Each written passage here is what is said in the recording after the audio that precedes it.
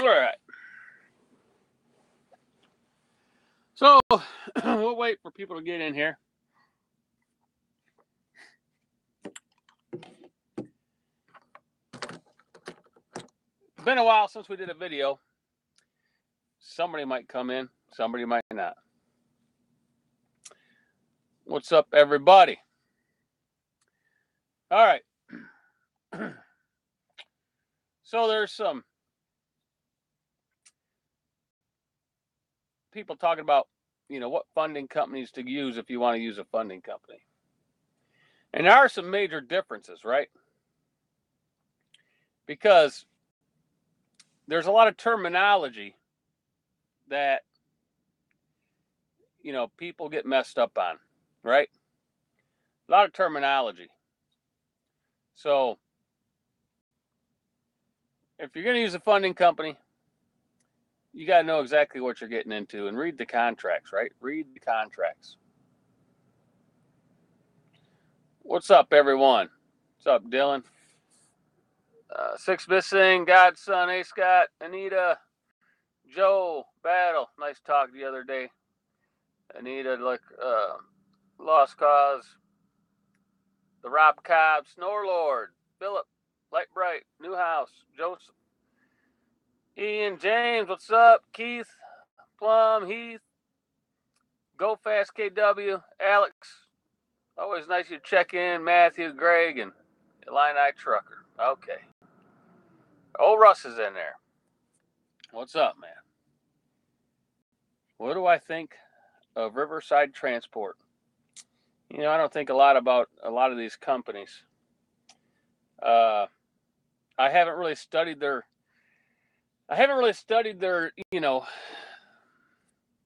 their business model, okay? I could study them. Heath will be in Green Bay on the 9th for IC orientation. I'm going to try to get a load up there. I got to go talk to the big orange up there. So if they're watching this video, there is something that I don't like what just happened today. And I might get into that because, when I get wound up and somebody pisses me off, I'll tell you about it, right? So maybe I'll get into that. I'm winding down off of that. I'm letting it pass by because I think it's a bunch of what. It's really messed up. It's when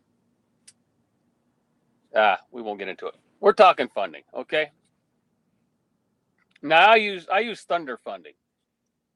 So if you want to use Thunder Funding, you call them up, talk to Scott Kennedy, tell them I sent you. And on your first load, they'll give you $100 that you factor with them. Okay, so here's the differences. You got recourse and non-recourse.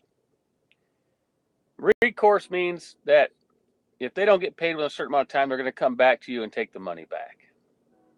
And then you got to go fight for your money with the broker. Non-recourse is, you got to read the contract, of course.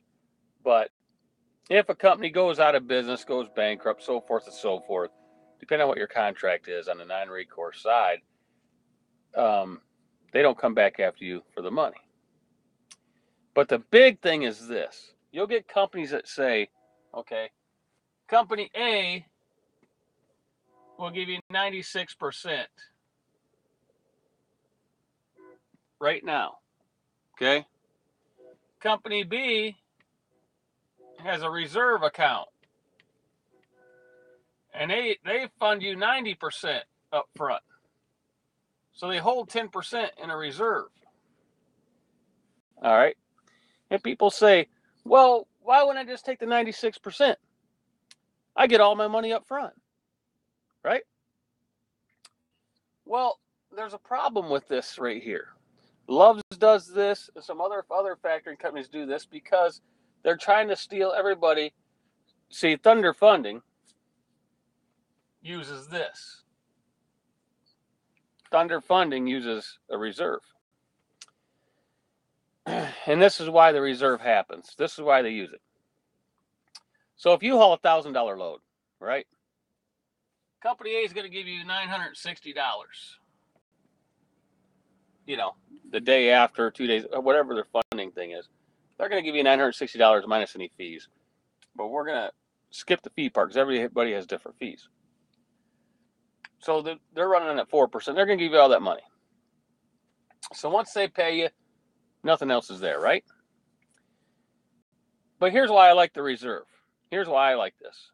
If you can run your business on 90%, if you can run it on that, all the money that's in the reserve that you'll get, I'll explain that in a minute.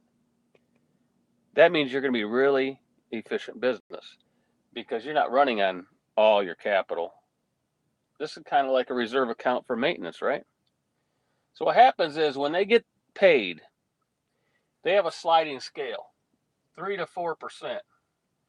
You get charged 3% if they get paid in 30 days or less, right? And 4% if it's over 30, okay? So you got a chance to get an extra 1% over these guys, which means this same $1,000 load, they're going to put $900 on your card. And they're going to keep 100 in this reserve account, right? They're going to keep 100 in that reserve account. So let's say in 25 days they get paid. They're going to release into your reserve account $70 because it's within 30 days. You only get charged 3%. So your reserve has $70 in it now. That's your money. You can get it anytime you want in your next funding or whenever. They'll give it to you. Or you can let it build up in reserve. Now this is where this becomes important on reserve. These guys boast that, hey, man, you know, we don't keep none of your money, no reserve. This is the best way. But this is why this is not good. When they send this bill, because I've had this happen to me with Landstar and some other companies, right? When they send this bill, the $1,000 rate con to them, and then that company sends them back $950. They didn't pay the full bill. They might say, oh, well, there was this wrong with it, or there was a fee because, you know, there was something missing, or you were late, or, you know, you didn't do a check call, or you did something that in the rate con that you were supposed to do, but you didn't do. So they only pay $950. So that means on your next funding, let's say it was another $1,000 load, you're expecting $960, and all of a sudden you get $910. You didn't get what you expected. So if some people are running on paycheck to paycheck, you know, let's face it, some people are running like that, right? So now they don't get their full amount. To where if you had a reserve and you were letting this money build up because you were smart and you're running off 90%, you're living on that and growing your business. If this happens in this case, they just take the 50 out of the reserve, and on that next load, if it's another 1,000, you still get another 900. There's no, you don't have to worry about your money if you get shortchanged by the broker, right? So that's why a reserve account is a lot better than a non-reserve account, because here you still have a lot of exposure, right? Right, Outlaw. You know, that's what I'm saying. A lot of people run paycheck to paycheck. You know, let's face it, it's trucking, and that's how a lot of people run. So if you're running paycheck to paycheck, this here can bite you. A non-reserve account can bite you. If you do this over at Thunder Funding and do the 90% with a 10% reserve, and then you get that 3 or 4% depending on when they get paid, and that goes into your reserve account, you could build that account up to several $1,000s within, you know, a couple months. And that also could be used for maintenance on your truck or equipment or whatever. But when they get those situations where they don't pay the full bill, right, because claim or something, over here, they're going to come back at you on your next right? They're going to come back at you on your next funding at this company. So let's say you had a $1,000 load, they paid you the $960, but then they only got $800, and then you had a $500 load, and you're supposed to get, $480, but they take 200 of it because of that chargeback, and now you only get 280. That would hurt a guy if he's paycheck to paycheck because he's counting on 480, but only gets 280. To where this guy, no problem. He still gets his 90% on every card load, and the reserves keep building up. So this is a much better business model than this. Plus, you can save 1% because most people pay within 30 days. Most of them all pay within 30 days. 20, 25, 28. Very seldom they go over 30. And if they do, then you're getting the same as this guy over here. Right? So that's a little bit about a reserve account versus a non-reserve account. All right. Thanks, Illini Trucker. Appreciate it. I won't take it down. This will stay up. So that's one of the main things of funding companies. Reserve versus non-reserve.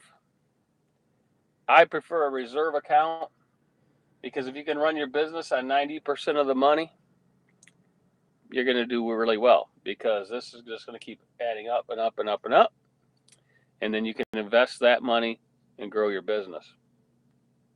Over here, when you get it all, a lot of times the guys will spend it all, right? So that's that part. And everybody knows the difference between recourse and non-recourse, right? But here's another thing when you do these funding companies. I got an eraser, man. Look at that. Look at that, folks. Here's another thing when you talk about funding companies. You have, of course, they all give you a fuel card, and you look through those. But here's the main thing. The term. What's the term, right? Here, I'll make that an R just in case. What is your term? The company I use is a 3-month term. You do not want to get in a 1-year contract, 2-year contract, and so on. You want a 90-day contract. You want a 90-day contract, right? I'm going to put them up here. This is who I use. Thunder Funding. They have a 90-day contract, which means every 90 days, if you tell them you want to, if you don't tell them you want to re-up, it's automatic, re-up for another 3 months. When that 3 months, before the 3 months hit, you tell them you do not want to. Oh, I got multicolor. Look. 3 months. You like that color? Can't see it very well. You want a red? We'll give you a red. Hold on. We'll give you a red. 3 months. We got all kinds of colors. So, hey, thanks, Matthew. I appreciate it, buddy. All right, so you want a 3-month contract because IRA says usually 12 months. Right, so here's the problem. When you get into a 1-year contract,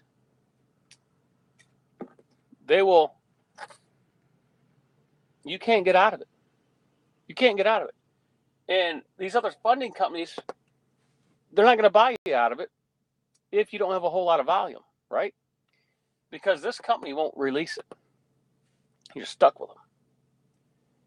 And a lot of these guys that do the 1-year contract, they also pull this one. This is another thing to ask the funding company, right? They also pull this, and this is a red flag. Red flag. Fund all invoices. If you have to fund all your invoices through that funding company, run. run away. Because they will put that UCC or whatever they want to call it, right? Attach it to your credit. So no other funding company can get you. And they have you for that whole year. So if they want you to fund all your invoices, that means you have to fund every bill you get through them, right? Thunder funding? Nope, you don't have to do that. You don't fund all invoices. I'll put have to, whatever, right? You don't have to fund all invoices. Here's how it works over there. If you got a guy that pays quick, one place pays 24 hours. If you got somebody that pays like that, don't fund them, right? 24 hours goes in your bank. But if you fund a company, let's say XYZ brokerage, if you fund it, then you have to fund XYZ brokerage every time. So once you fund it once, that broker, you got to fund them all the time for that 3 months. So if you could fund XYZ, let's just use names. Let's say you use Coyote. You fund Coyote, you fund C.H. Robinson, you fund U.S. Logistics, you fund DVR, you fund JB Hunt, but you don't fund Uber, right? Uber, you have Uber pay you, which is okay with them. They don't care. It's in their contract. You do not have to fund everybody through there. But if you fund them once, you got to fund them all the time. That's the catch. These guys, no matter what you do, you got to fund through them. So that's why these guys are better. 3-month contracts. They have a reserve account to save you when they don't pay the bill because they say that you had a problem. So that's why they deduct a little bit from the money. And that'll come out of the reserve instead of over here. They'll just take it out of your next funding without even telling you. And then you got to fund all your invoices where here you don't. That's why this company is a whole lot better than a lot of the other ones. I've did my research. That's why I'm with these guys. Okay. Another good feature of these guys is they're on the West Coast, so they're 3 hours behind. So if you deliver a load at 9, 10 o'clock at night and shoot it over there, they're still there working. They'll process it and you'll get it the next day, right? So that's what's good about these guys. So those are the key points. 3-month contracts, you don't want to go higher than that. You want to be able to pick and choose what brokers, right, that you want to put them through, and so forth. And they do give you fuel cards and all that, and you get fuel discounts and all that stuff. I researched a lot of them. Yes, I looked at Triumph and everybody, and I chose these guys. And the reason why I chose them is they're a family-run business, right? They're family-ran. There's 25 people, I believe, in that office. When you call them, they answer the phone. And the best thing I like is whoever answers the phone can answer your question. You don't have to talk to a certain department. They all know the answer. That's what I like. They train their folks really well.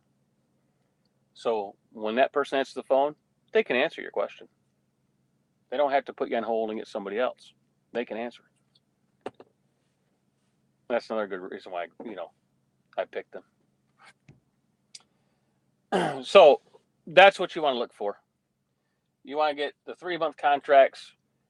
So that way, in case something happens and you want to move your business or do something else, you're not stuck for a whole year. A year is a long time. And you want to be able to pick and choose who you fund compared to putting all your eggs in there and making them do them all. Because, take that's a good thing. Hate calling somewhere and get passed 3 times to sit on hold. Yes, Travis. You will not get passed up here. I'll tell you that right now. I've called here many times. And another thing why I like these guys is I'll email them my invoices, right? I'll email them. And if there's a problem where they can't read a bill right, or there's something not right, or they're missing a page, they email me right back. My thing comes on, and they say, "Hey, we can't read this page, or we can't do this." So what you'll do is resend what they need, so you still get your funding the next day. It doesn't hold your funding up. They actually get a hold of you right away. That's another good thing. Hello, Rebecca. And tell everybody I said hi at the house. Okay, so there you go. There's the differences in the funding companies. I give you the reasons why I picked the one I chose. And there's a lot of people that went here and are happy. Justin is a true believer of one of them. Don's on here, but Justin, Justin Johnston, if you see him on here, he tells it like it is. He stayed with him, right? Yes, G Daddy is with these guys. Now, G Daddy, don't they answer the phone? Hi, Panda Cat. Tell your brother and sister I said hi. And but G Daddy, they answer the phone, right? Yes. Tell Graham I said hi. She's probably watching the video, right? You're sitting in the bedroom with her. Yeah. All right. So, G Daddy, you're with these guys, right? So they answer the phone. They know what they're talking about. They help you out. And really nice folks. Now, G Daddy says, and you can check credit considering working 24/7 online. That's right. On their website, you got your account. You can go in. You can see what your reserve is or whatever. If you want that reserve money, let's say it's $3,000 in there, you can put on there on your next funding. Say add 3,000. Add my reserve. Throw it to me, and they'll send it to you. But they also have a credit check on there, and you click on it, and you can check the credit of any broker, and you'll know if they'll fund it or not. When you do the credit check, there'll be a green approve symbol, and if it comes back with a green symbol, you don't have to worry about it. You can haul that load, and you know you're going to get funded. If it's a yellow circle, it says verification pending, you can call them up right away and say, "Hey, check this MC number. Can you fund this?" And this is what they'll do. They'll say, "How much is the load?" And depending on the customer, and they do the background check real quick on their latest pays and stuff. And they'll say, "Well, you know what? We'll fund that customer up to $4,000." So you can keep running for that customer if he's got some more loads up to that certain limit. And as long as the checks come in, then, they keep funding it. But if it says green approved, it doesn't matter. You're going to do it. So that's that. Now I got them. We're trying to work on some fuel discounts. We're trying to get that to work for some better discounts, and hopefully we can get that worked out, because it would mean a lot on a certain truck stop chain. So that's what we're working on. So there you go. And G Daddy, are you out on the road by yourself again? Is Diane at the house making you work all by yourself again? She probably is. Hey Alex, thanks for the super chat. I've seen it, but I'm not like other YouTubers. I can talk and see, and I remember. See, just like further up, which I can't see nobody but G Daddy's yes. I know that Panda Cat said, Grandma, and then she said no because she's not in Grandma's bedroom and all that good stuff. But anyway, Truck Coast, if he sponsors, just my opinion. All right, Panda Cat, Grandpa loves you. Tell your brother and sister I love them too. And tell Grandma. And we'll see you this weekend, okay? Big mistake. I can't be left alone. No good. Why? What do you do, G Daddy? You go to the golf courses? Do you go to the golf courses? Is that what you do? You get running around and go to the golf courses, right? I gotta plug my phone in.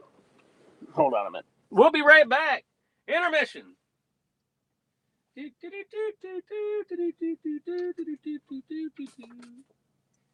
All right, so we are going to talk about Schneider National. Yeah, let's talk about Schneider National, folks. Here, let me plug this phone in. Can I get the plug in there? All right, let me try to block this thing from moving. All right, so here we go. What's the best trucks to buy? Rico, the best trucks to buy are the ones that do not break. How's that, man? They do not break. Yes, Godson, do some jamming. Get your guitar out. It's intermission time. Intermission. So, let's talk about this. Well, let's get rid of funding now. We done talked about that. And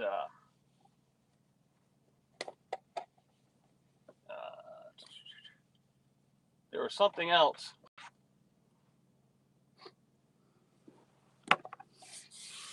There's something else I was supposed to talk about on funding. I'll think of it later. But I see a lot of people doing rate videos, right? Schneider, do you see difference in load costs outside pulls compared to when you were IC? Well, I hauled a Schneider load, and I negotiated a rate, and it was a good rate. Okay. But then I got a phone call from them today, and I couldn't believe it. I couldn't believe it. Here's what they said. Now, follow me on this, guys, and you tell me what you think. They said, you have so-and-so. Are they a driver? No, Butch, I didn't get your text today. If it ain't working there, send me a quick email. So anyway, they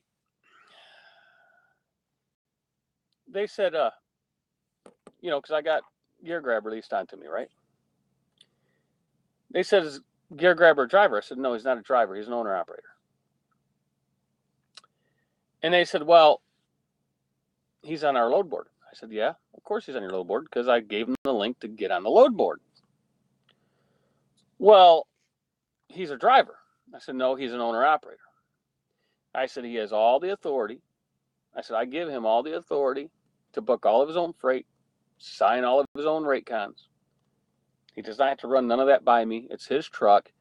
He can haul whatever he wants to haul. Well, I got to talk to my supervisor about that. Now, this is Schneider. Whoa, wait a minute. I'm Like Trucking Corporation. I'm not Schneider. And then he sends me an email, and it says, I talked to my boss, and we cannot let him have access to our freight board because he's a driver.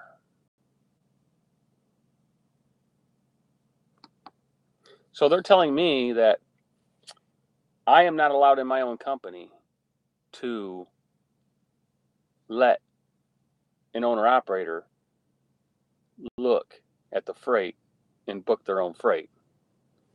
Does that make any sense to you guys?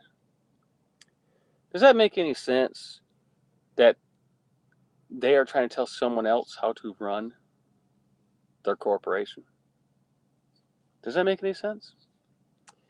If the owner of the corporation gives the authority to a business partner to be able to do that, what does Company A have anything to say about it? Am I thinking that wrong? What do you guys think?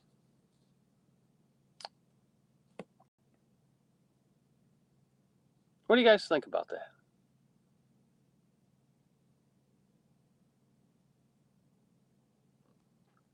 That's right, Dan. You hit a nail right on the head, buddy. So there's plenty of freight out there, if you get my meaning. So ain't no big deal. Ain't no big deal.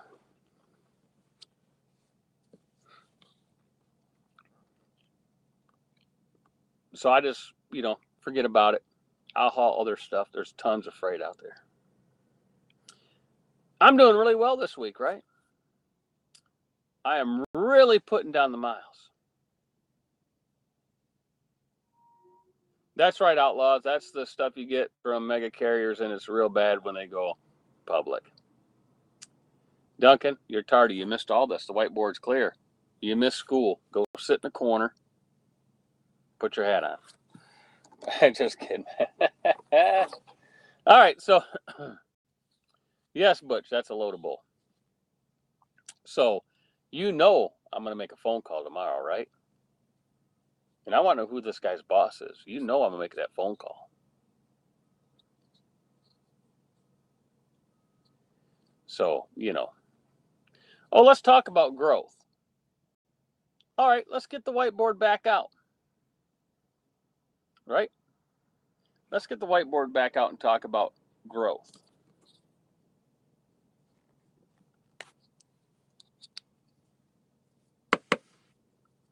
Here, check this out. Well, see, nobody else has any problem with that, right? I talked to all the other brokers we use, right? And I said, they call and ask, does your independent contractor have the authority to book loads? I said, yes. See, because it's different. See, if I said he's a dispatcher, oh yeah, no problem. He can have access. Makes no sense. He is a dispatcher. He's dispatching himself. I said, isn't that what you do at Schneider? You got click and go. You're letting the owner operator dispatch himself. So anyway, or you're letting. So I got a way around that.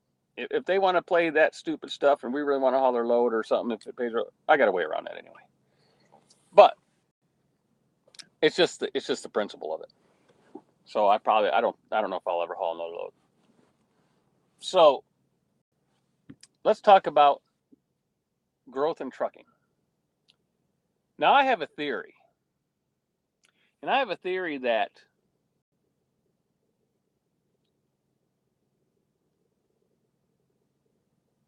big carriers are putting pressure on insurance companies to stop trucking growth. That's my theory anyway. And this is why. Now I'll explain to you why. Okay? If you go to OOIDA and you get your authority and you get your insurance through them, this is how fast you can grow. 1 to 3 years, 1 truck. That's all they'll let you. That's not including your truck. So one extra truck. 2 trucks in 3 years. The insurance company I'm with, 2 trucks,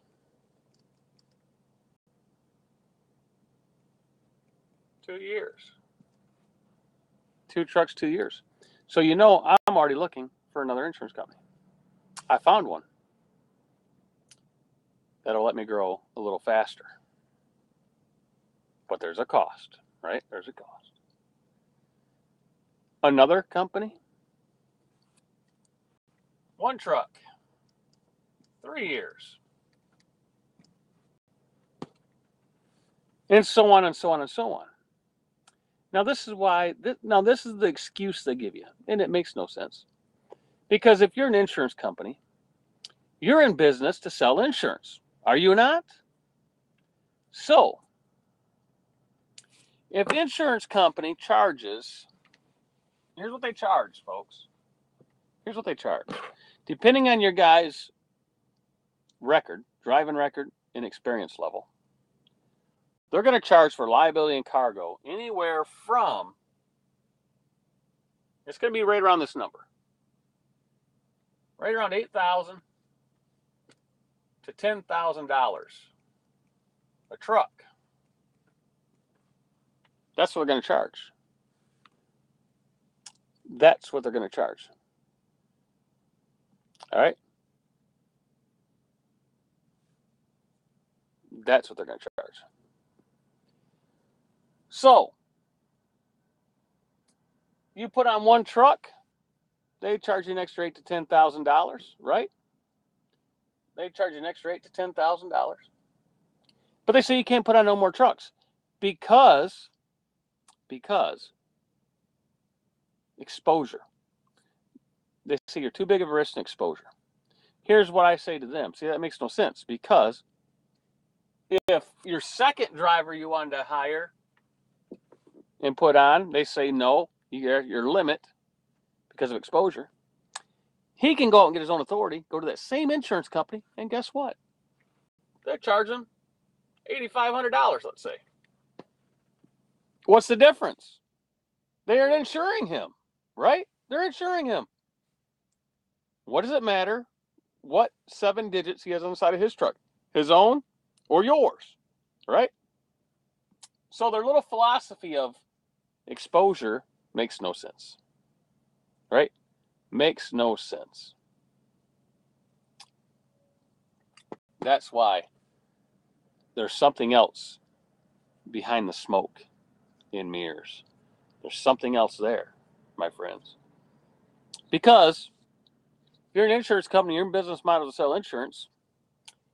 If Company A wanted to get, let's say today, 1,000 trucks. I want to put on 1,000 trucks at $9,000 a piece. That's $9 million that they just gave up. $9 million. Doesn't make a very sound business decision, does it? That's why there's something else behind the scenes. So if you want to grow your company, when you get that first insurance company, or when you're looking for insurance companies, ask them what their growth rate is. Ask them before you take them. Right? That's what you want to ask them. What's your growth rate? Can I hire out of the state? These are the things you need to ask them. What's your growth rate? Can I hire out of the state? How many years experience does that person have to have? And what type of driving record do they have to have? Right? Because they're going to check them out and they're going to tell you yes or no on the driver. You just can't hire anybody you want with these insurance companies. You got to run it by them. So, do your homework on these insurance companies. And find out. Lancer was 1 truck for 2 years, brand new authority. That's right, Dan. That's right. That sounds about right for Lancer. I think Pioneer's the same. I think Northland is 1 truck, 2 years. Great West is the same way. And so forth and so forth. So, we talked a little bit about the Big Orange and their little thing about and the guy that cracked me up, man. Trying to tell you how to run your business, right? That you cannot give access to somebody to pick a load. Well, wait a minute. Whose company is it? Whose company is it? So anyway, that was pretty funny.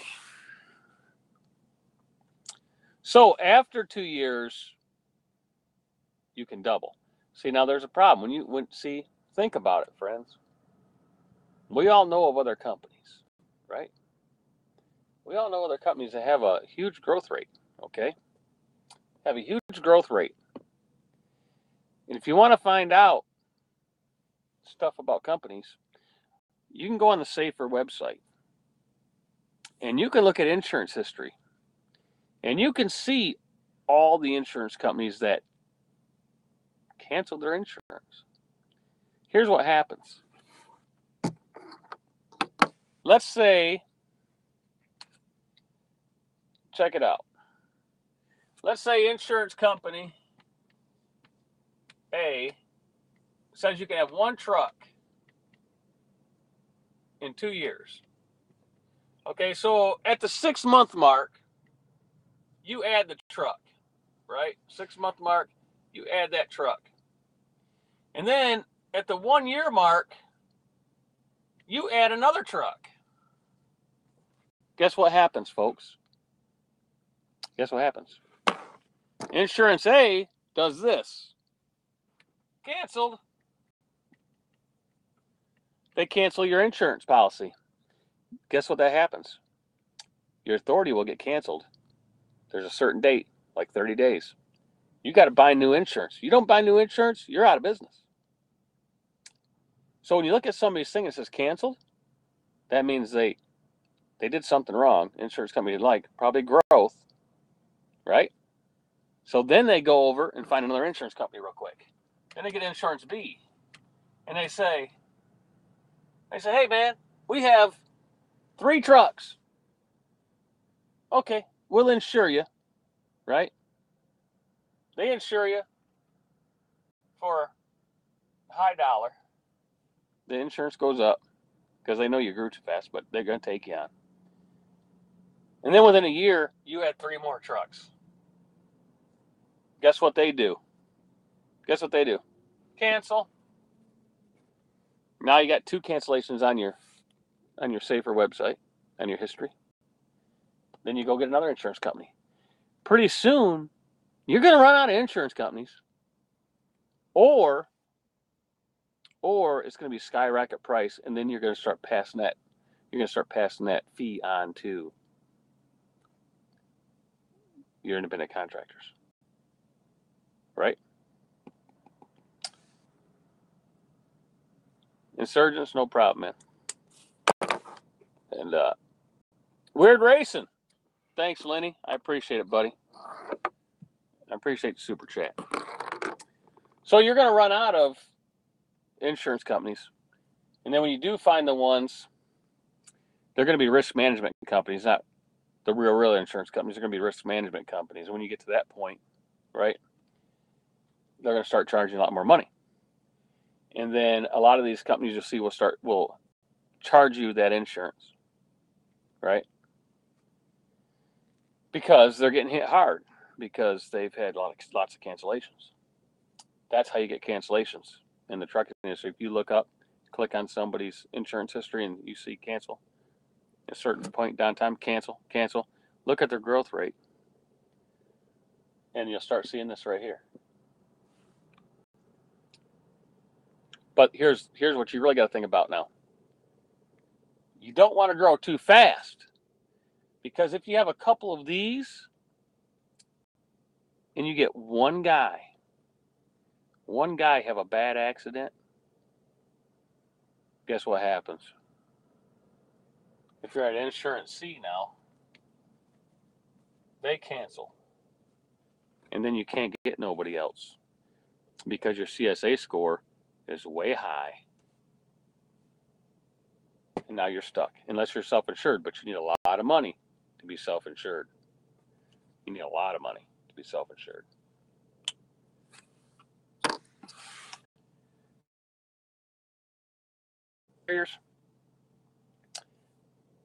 They're self-insured, yes and no. They might be self-insured for the first 10 million or 20 million or 30 million, but they have an insurance policy that backs them after that point. That's why the insurance is cheaper for them, because they know they can absorb a lot of accidents, except for that one major one. they can afford, to absorb all this minor stuff up to 20 or 30 million a year, and that back policy never gets touched, right? Doesn't need to be touched. Well, you're going to have at least $1 million. You're going to have that at least set aside, because you got $1 million policies with the insurance companies. So you're going to need at least that. The government says $750. You have insurance up to $750, at least $750,000. Most places want you to have the $1 million, but FMCSA is $750. So there you go. That's a little bit about insurance companies and growth. So you just can't grow like you want to, right? Because I could grow fast if I really wanted to. If I had an insurance company that would back me, right? I could grow fast. But I'm going to have to go into slow growth. And Snortlord says, everybody super chat so Jeff can be self-insured. Yeah, wouldn't that be cool? And Food Mooch says growth equals cancellation. That's right. If you grow too fast, they'll cancel you. And this is what's funny about it. I don't understand it. Why don't they look at who you're going to put on. So why don't they tell you yes or no, right? You run everybody through them. They say yes, no, yes, no, yes, no. So they can pick who they want you to have and who you don't want to have. So what would be wrong with that, right? But so that's why I said there is some reason behind it. And it's not about exposure, because the trucks are out there rolling anyway. And that guy's going to roll down the road with you or somebody else or on his own. And he's going to have that insurance through somebody or through that same company. So they have the same exposure. There's no difference. They're still insuring the guy. So there's another reason behind why they won't let you grow too fast.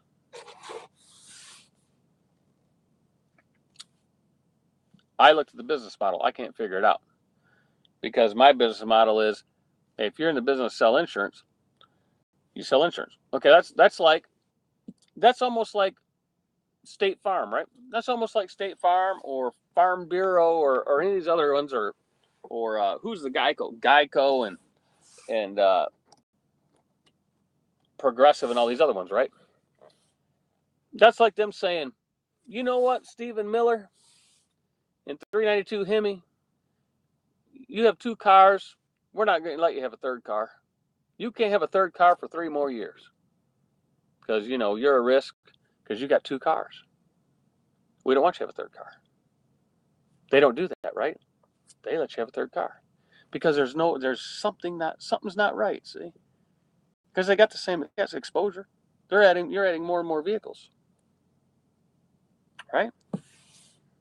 So there's something else behind the scenes that we do not know about. It's got to be.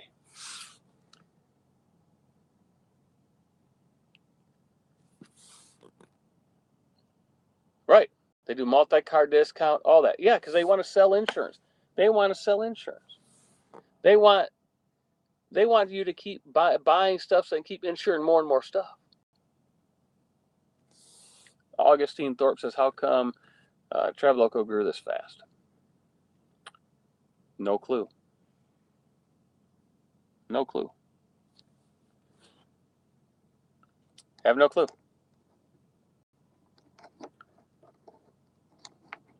And then there are insurance companies, right?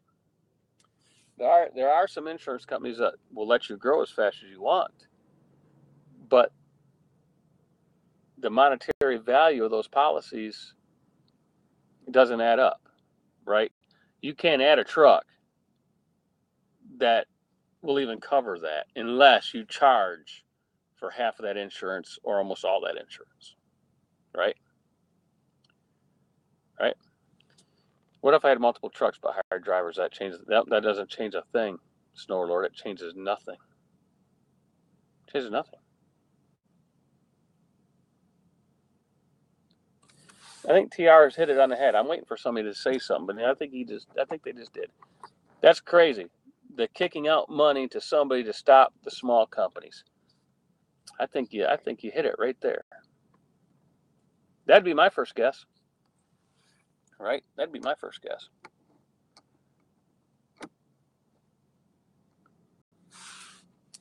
Iris says I'm a brand new driver with my own authority, and the only people that will touch me is Progressive at 18 grand a year, and I can't expand for 2 years. Right? Can't expand for 2 years. 2 years. So what do they do? What do they do, Ira? How many can you have after 2 years? No 404 trucker. I don't think he says. Good point. Lobbyists in D.C. telling insurance companies to not insure guys with multiple trucks. I don't think it's lobbyists in D.C. that are telling them that.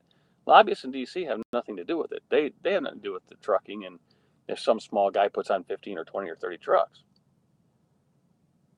Who does it hurt? Who does it hurt if you had several small guys grow too fast and make big companies? Who does it hurt? You got to think. You got to think trucking. You got to think trucking. The people in D.C., they don't care.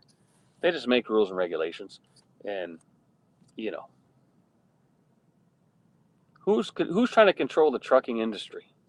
Who's trying to control them? Yep, there's the answers right there.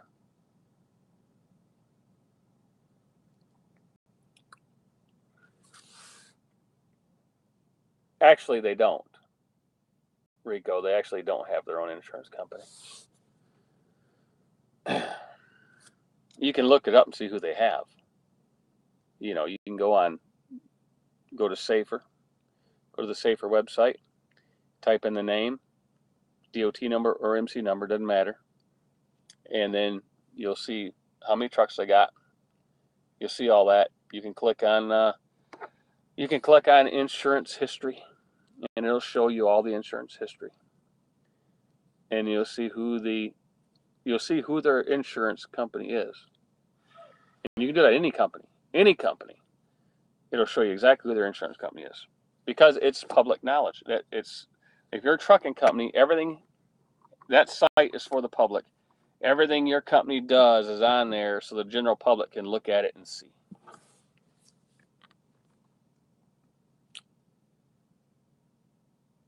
So you know what happens is you go back to their thing where you grow past what they want you to. They cancel you. You find another insurance company that'll let you, and you say, I got 10 trucks. And they say, okay, we'll let you double over the next 2 years. Well, they double over 1 year, and then they get canceled, and then they get another company that does the same thing. Okay, we'll take you on. It's this much money. You know, we'll let you 20%, 30%, 40% growth over the next year or two. And they just keep doing that. So you'll see a lot of policy cancellations on companies like that. So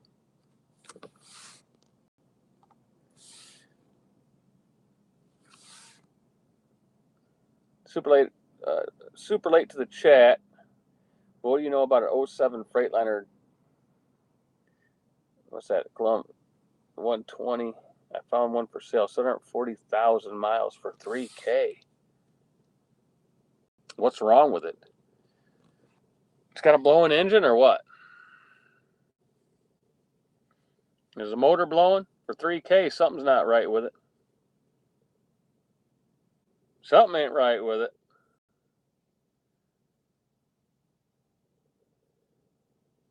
You know, if it's $3,000, man.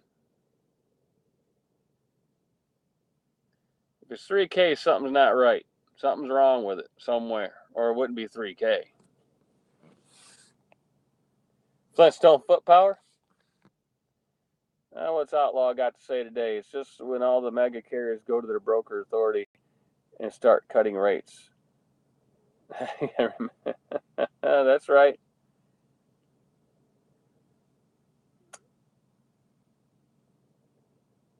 3K is a scrap price. Well, you got that right. That's about right. 3,000-4,000 scrap yard. Pay you that for it.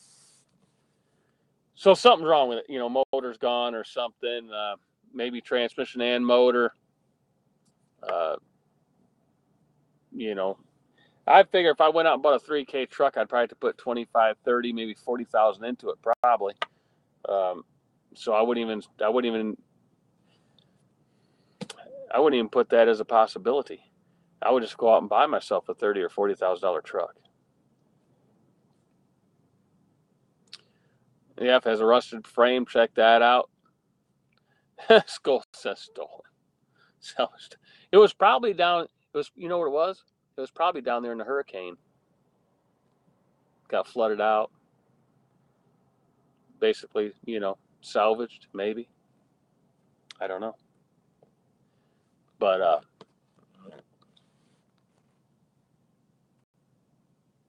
flood truck sounds like Craigslist scam. Yeah, you ever see those Craigslist scams? They are a scam. You say, "Oh, you get this travel trailer for $3,500 for a 2017. You know, good deal." Yeah, it's a scam. Yeah, yeah, Slow Rider. Yeah, I had one of those too. Wirecast in Nigeria. Yep, I had that scam too. They tried to get me to wire money. So anyway, that's all for that. We talked about, you know, growth. Some people want to know about growth, so we talked about it. I'm in the talks with my insurance company. They found me somebody that'll let me grow at a little faster pace. We're trying to get the premium down a little bit to make it, you know, worthwhile. Because I do not want to change my pay structure. I want to keep it exactly like it is. Uh, it's a good, fair pay structure, and Gary Grabber, the one I have on, we're testing this model out. He's making really good money. I pay him the next day. You know, so the pay structure's there. I got Fogline Software Fleet Manager program working. It works exactly how I want it to work for what I'm doing. Keeps track of everything I need for it to keep track of. And so I got it all streamlined. And if they would let me, I could put on 30, 40, 50. Wouldn't bother me any. Because I have everything set, you know, to do that. I have the ELD system I like. Well, actually, it's AOBR. So yeah, let's talk about that. Let's talk about the ELD mandate in December 18th of 2017. Anybody want to hear about the mandate? So, G Daddy, are you still in here? Yes or no? You'll want to hear this. G Daddy, you still in here? G Daddy Whack, one more call. Final call for the G Daddy. 1, 2, 3. He's not here. All right. So, here's the deal. Everybody that's on the J.J. Keller is on a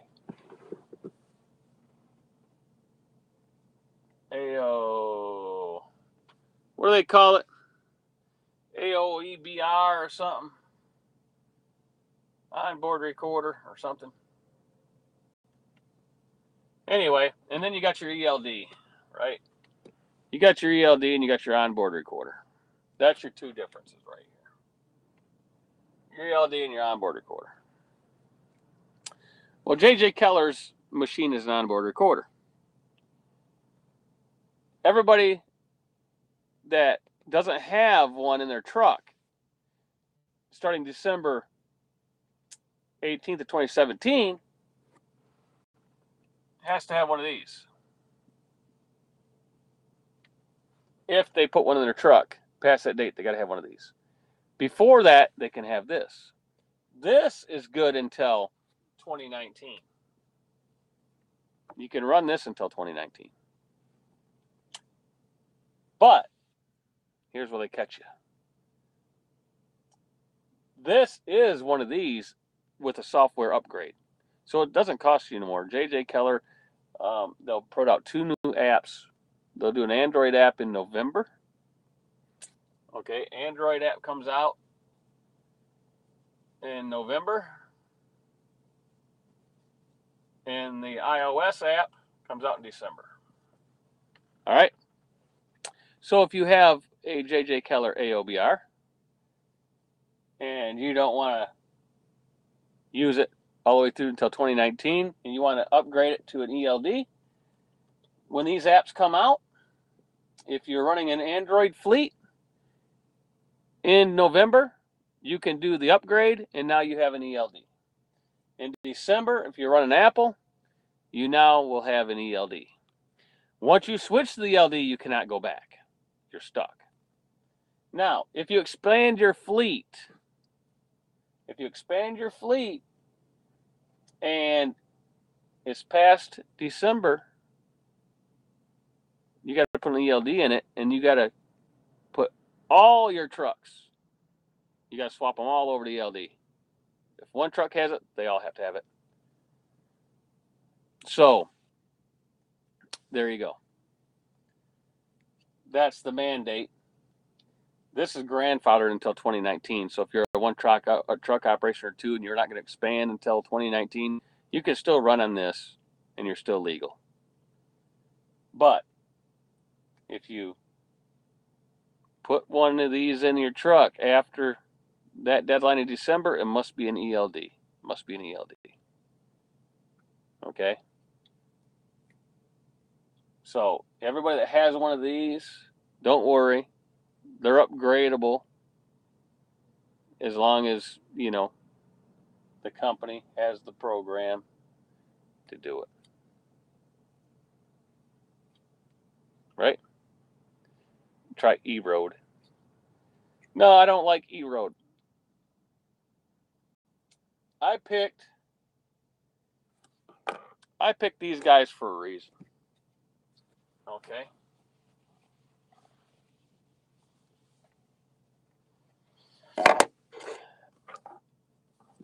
I picked J.J. Keller for a reason. Right? Here's why. J.J. Keller. They've been in the business for,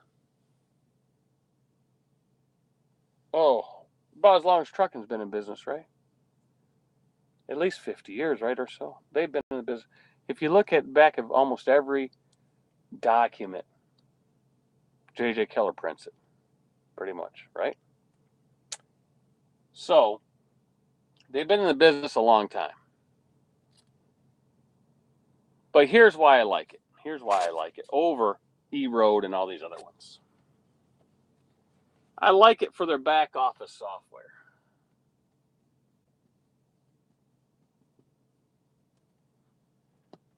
In that back office, you can run a whole trucking company. I don't see any other ELD system out there where you can run a whole trucking company. If you know of one, let me know. But their back office, if you pay for the premium edition, will do this for you. It'll do this for you. You'll have a driver. You have driver files, which will be a qualification list. And you'll have, of course, their logs, their hours of service, and so forth and so forth. They got about 6 things. Right? Now, you also have a vehicle management tab. And you can put all your units in there, and it'll keep track of IFTA, IRP, maintenance, and so forth and so forth. It's got tracking. It's got tracking in there, maintenance, IRP, IFTA, all your permit credentials and all that, and you can upload all the documentation in each one of those separate fields. So it's always in there, good for DOT audits. You got your driver files, your logs, your qualification list. It's also got your alcohol and drug in there. It also has your CSA compliance tabs in there. It also has all types of reports that you can do. You can run a whole trucking company in this back office. You can set hierarchy. So if you hire a safety manager, you give them access to only certain parts of this program, the back office, that deals with the safety manager, right? They also have a training section, just like the big boys, where you can watch quarterly videos and do all that stuff and so forth and so forth and so forth. So it's all in one. You can run your thing just like a mega carrier, all through this back office. I don't see anybody else that has that. And they're really nice folks, and they help you out if you need help. So that's why I picked it, and it's not that expensive. It's about 20 G Daddy, isn't that right? If you have a tractor or trailer with the ELD machine, it runs you about 26 bucks. 26, 27 bucks, somewhere in there, right? Somewhere in there. And then every time you add a truck on, it's the same amount of money, right? So you can just keep adding trucks in. And then it filters in, and you can set it up to watch overspeed, hard braking, all that, just like the big boys do. You'll get alerts, if you set that up to monitor that. You can, so if insurance companies say, hey, can you monitor this? We'll give you a break. Sure, I can monitor that, because you can. And so forth. It's just a whole lot of stuff packed in there. And this is how you pass a safety audit really, really easy. Because when they want the files, you click on them, send email, and it sends all those files. You want a vehicle list file? It's got the vehicle list file right in there. You go to your vehicle management tab, go to vehicle list, boom. So you want a driver's list for your audit, you go to driver's list, boom, send it to them. Same thing, all your stuff. It's all in there. You can store everything in there. Your driver qualification file is all in there. And yes, G Daddy Whack can even work it. Yes, he can. Yes, he can, folks. That's why I chose them. Because the other ones, they don't do all that. And the reason why, and if you go to Mercer, look at Mercer. A lot of them guys run J.J. Keller. There's a reason for it. So there you go. It's just a really good back office. Because a lot of these ELDs that come out, you'll see at the truck shows and all this stuff. A lot of them, okay, they'll do some back office stuff, right? They'll do your IFTA, your IRP mileage. They'll do your logs. And that's about all they do, right? That's about all they do. Where J.J. Keller, you got driver qualification, right? They'll send you a link. If you want to hire somebody, you send them a link. They fill out the application. It notifies you have an application. You open the application up. You start the process, right? It stores it in that driver's file, because that's one of the things you have to have. And you have to have the original application. And then you click down the list, MVR record, and you can print the form out. It'll print the form out for you to send to the state or whoever to get the MVR record for that driver. And it'll print the form out, and you upload their license, you upload their medical card. You print and send the forms out to their previous employers to get that information. It's all in there, and you go right down the list. And if you go right down the list, you are 100% DOT, right? Legal. So until that system tells you that driver's qualified, don't put him on the road because he's not qualified. When that system says he's a qualified driver, he's good to drive, you're good to go. Same thing with the vehicle.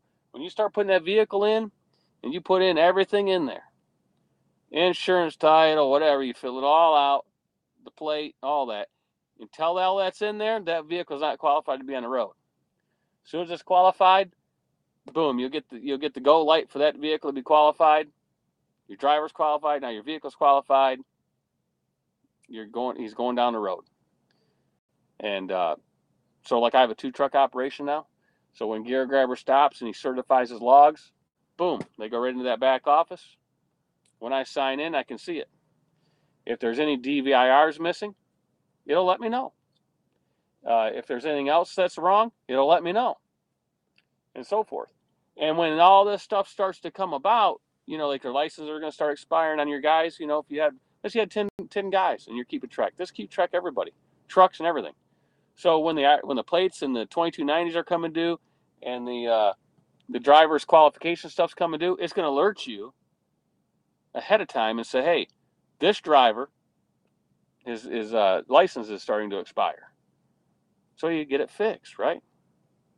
That way you're always legal. The other ones, I don't see any of them out there that has all that. Not for that kind of money. Not for the bang for your buck.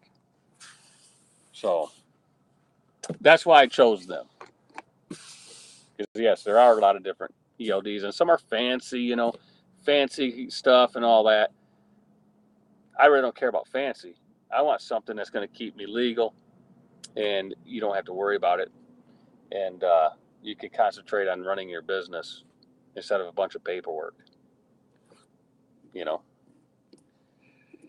Because I talked to a gentleman today that messed up a little bit. But we're trying to get him back on track. What's up, Peanut Butter Mark? How's it going? Skull, man, what are you doing, man? Anyway. Well, what happened with S&I today was this. They called me. And they said, do you have a driver? I said, yes, I do. Well, he filled out the thing to access the load board. Well, yeah, I know. He's on the load board. Well, he's a driver. I said, no, he's an owner-operator. And I give him the authority to book his own freight, sign his own rate cons. It's his trucking company. Why, I don't need to see what he's hauling. I don't care what he picks and what he hauls. So he has the authority to book freight through your brokerage on his own and sign that rate sheet. Well, I got to check with my boss. Then they send me an email. No, we're not going to let him do that. Wait a minute. Whose company is it? It's my company. So I should be able to tell him if my owner-operator can book freight on his own or not. Doesn't, say that's, now we're going to have a problem. So, that is stupid. Because, if he was a dispatcher, that's different. Okay, we'll let him look and book loads because he can hand it out to drivers. That's so stupid. You got 2,500 or 600 independent contractors, so-called, that click and go. And guess what? That independent contractor can have me log in using their credentials, and I can click and go for them. Right? They don't have a problem with that. So basically they're trying to tell me who I can authorize to access their load board. Can you believe it? Can you believe it? They're telling me who I can authorize. Isn't that something? Have anybody ever heard something so ridiculous in their life?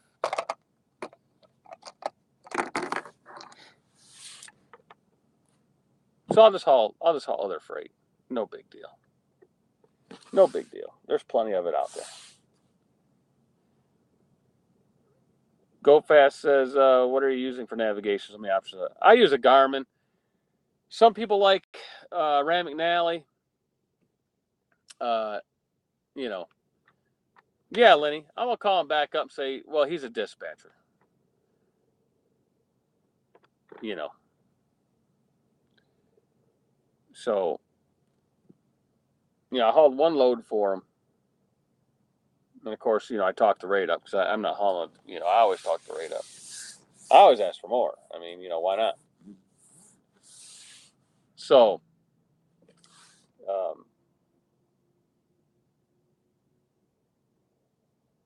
penny on wall, nose on penny. That's funny. Right. Promote him to dispatch. Who cares who drives it? Right. So I'll just call him back tomorrow and say, look, he's a dispatcher. It's just stupid. Question: are there different premiums and truck growth rates for hazmat, speed limited, collision avoidance? Well, that's what I try to run by him, right? I try to run by him and say, hey, man, truck has collision avoidance on it. Do I get anything? I told him I used J.J. Keller so I can monitor overspeed, hard braking, all this stuff. Location of the truck, everything. That doesn't matter. Well, he says Rand McNally. See, now, I know some people got Rand McNally. I had a Rand McNally, and it was messing up on me, right? Messing up on me, and I gave it back and got the Garmin, and the Garmin didn't mess up on me. Well, then, when I put this ELD in Gear Grabber's truck, he had a Rand McNally, and he's like, man, this thing's not working. It's saying no signal. It's not keeping up with the turns.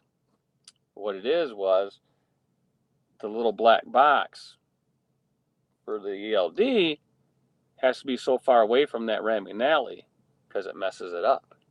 Rand McNally can't find the satellites. It loses the satellites and loses its information if it's too close to that black box. So it must be running pretty close to the same frequency, but the Garmin's on a different frequency.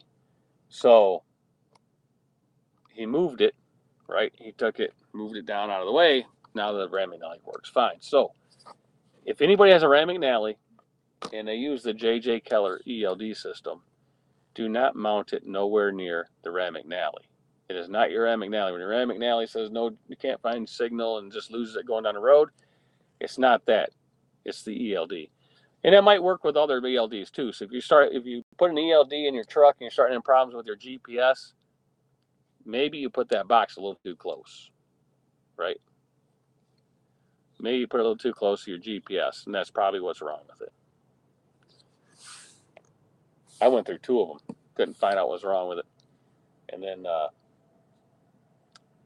when he started having problems, then I was like, oh, it's got to be that. So there you go. That's about it for tonight. We're gonna shut her down right here. I got to deliver this load tomorrow, 8 o'clock, and then my next load don't pick up until 4, about 25 miles up the road.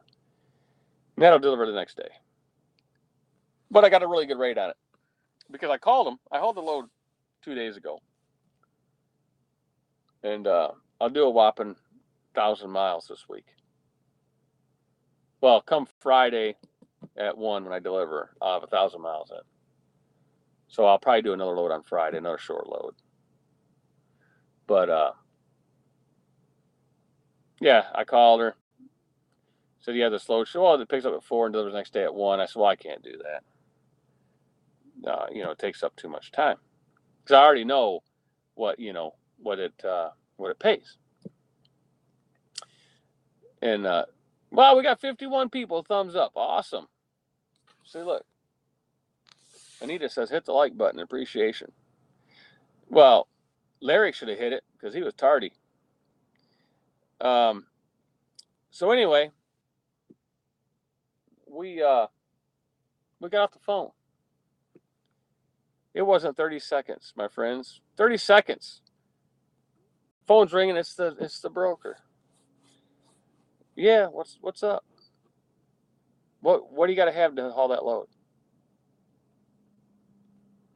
I said, well, I can't take a penny less than $6.50.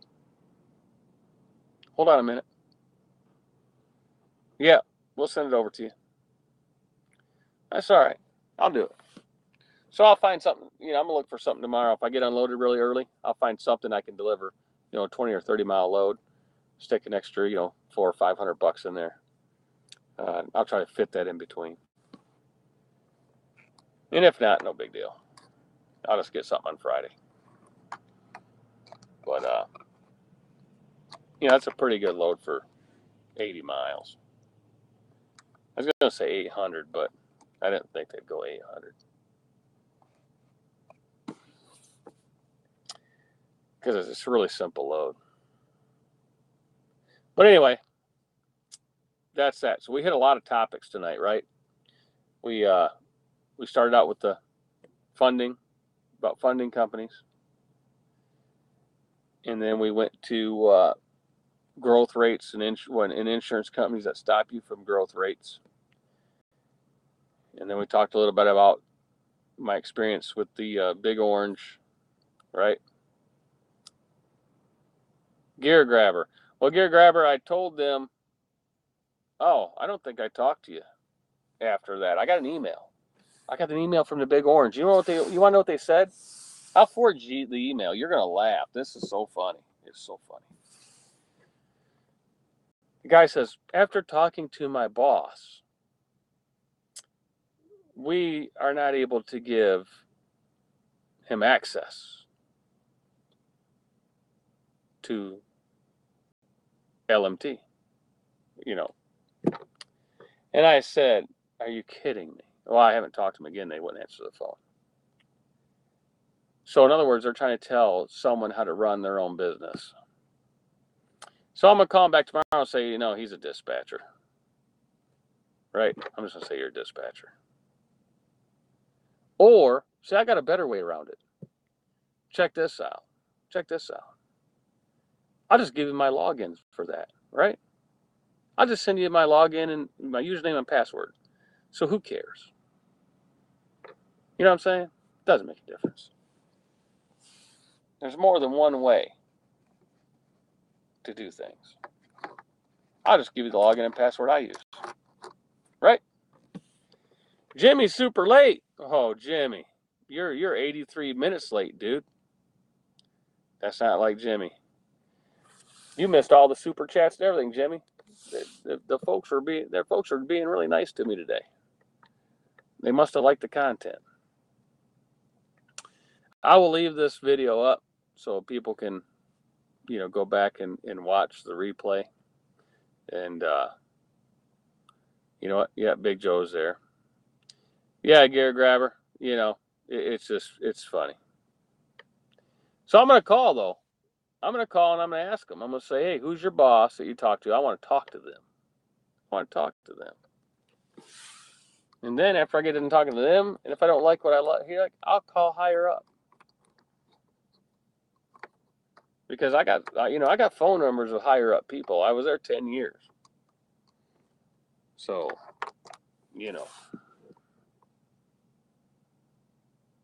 Anthony, yeah, you can't sneak in here. I got me one of these. I got some Gold Peak tea. No, I haven't got a sponsor for the whiteboard yet. I got a tea here. I got another tea. See, when you go to the Pilot, if you look on your app, right? If you go to your Pilot app and go on offers, they have these on there for the next 12 days. Buy one, get one free. Buy one, get one free. They're $1.99, but if you get one free, it's only $1 a piece. That's pretty good there. $1 a piece ain't bad. Always use always use that offers, because they had, like last month, they had all kinds of free stuff. They had all kinds of free drinks and everything in there. Hey, Jimmy, thanks for the super chat, buddy. Jimmy, he's nice to me. He always takes care of me. There we go. Sponsored by Jimmy. There. Jimmy was the highest. Jimmy's the highest super chat tonight. So this video sponsored. Did I spell that right? By.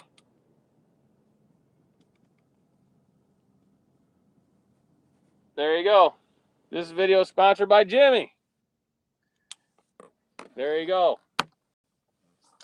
Jimmy now has the sponsorship of the whiteboard. So the next whiteboard school in session, I'm going to put Jimmy's name across the top. We're going to put Jimmy across here. We're going to dedicate that next session to him. So it's got to be a really good one, right? We're going to have to bring out all the stops on that one. Make him feel good, right? Make him feel like he's there and telling it like it is. What do you think, Jimmy? Sponsor the next whiteboard on you? Put Jimmy at the top? What do you think?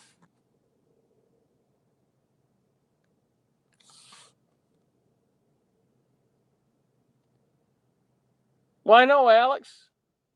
You know, we'll get you one, Alex. Don't worry. You'll be all right, Alex. You know, settle down. Settle down. Yeah, whatever, Justin. You can't even spell right. Noe, Now. Well, they didn't do nothing wrong. You probably did something wrong. You're always doing something wrong. Snyder owes you royalties for performance on their website videos. Probably. Is that how to get one? Donating. Yeah, Justin. What happened? Because we know you probably didn't do something right.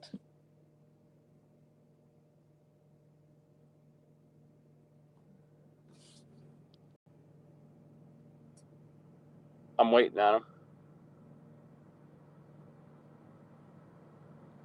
You know, I could probably guess what it is, right? Filled something out wrong, or sent in something ineligible. They sent him back the email saying so, but he didn't recognize it in time, and his funding got held back for today or whatever, and he's got to get it tomorrow or something like that. That's probably what it is. I'm waiting.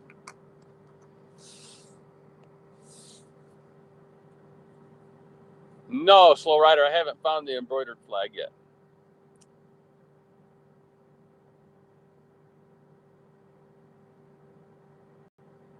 Well, that's right. That's right. No, it's not ridiculous, Justin, because you don't know how that works. They don't work on Saturday and Sunday. So what you send in on Friday gets paid on Monday. What you send in on Saturday, Sunday, and Monday gets paid on Tuesday. And of course, you got paid at 5:30 at night because they're on the West Coast. They don't start paying until their time around between 1 and 4. So that means, you know, you'll get the money between 4 and 7. You see? No, you shouldn't have it at 8 a.m. You know, look, if you need the money that bad, you need to haul some better loads.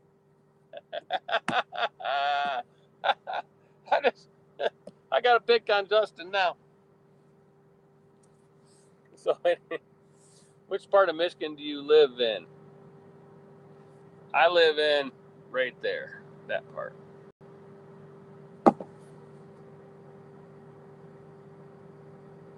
Please don't take the video. What are you talking about, Jimmy?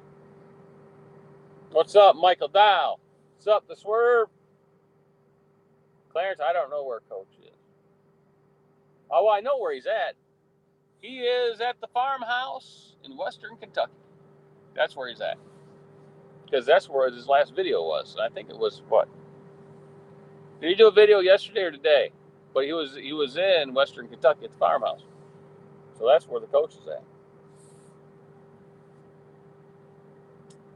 No. Grand Rapids is over here. I live over here. See? All right, you'll see from the beginning. I ain't taking it down. I'm not taking it down. Anybody got the time? I can't see my clock. Oh wait, I got American Pickers on TV. Look, I'll just hit this button. Whoo, it's 9 o'clock, man. We've been talking too much. Guess where I'm at? All right, let me guess. Do. I bet you. Anybody want to know where Gear Grabber is? Gear Grabber, I bet you, is at exit 92 on 94 in Michigan. If you're heading east, you get off, go left over the highway about a quarter mile, a half mile down on the right, it'd be Arlene's Truck Stop. Some of the best food at any truck stop anywhere in the land, Arlene's. If you're coming west, get off, make a right. You can't see the truck stop. Only locals know it's there. Pale Rider TV knows it's there. It is the best food you'll have in a truck stop by far. And you will not leave there hungry. You will not leave there hungry. You're at Arlene's, aren't you, Gear Grabber? You're at Arlene's, right? Did they have spaghetti today? What'd they have today for special? Check this out, boys and girls. They have a special, right? Every day they'll have a special. Thursday is pot roast. And I'm not bullshit. Oh, I'm not lying to you. Right? The plate is huge.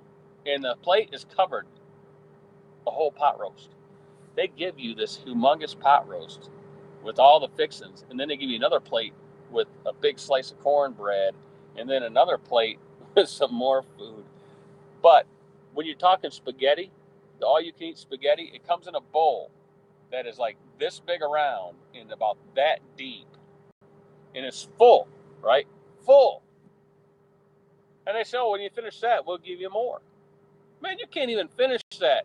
You finish maybe half and take it with you. Am I not right, Gear Grabber? What'd you have tonight? What'd they have tonight for special? Or did you get a special? I'm gonna have some of this tea. Oh, you're headed to Lansing. When are you gonna be there, Outlaw? Where are you at right now? Where are you at right now? You might be where I'm at. You know who I seen today? You know who I seen today?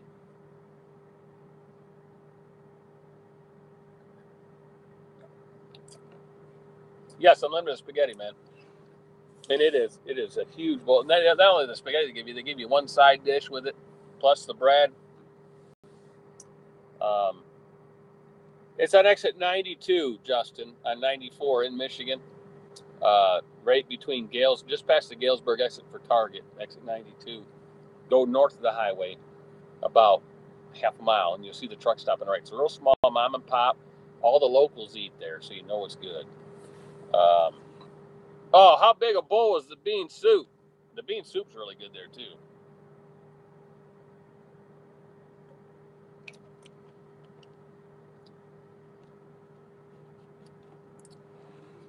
Yes, LATX operations. It is a sit-go.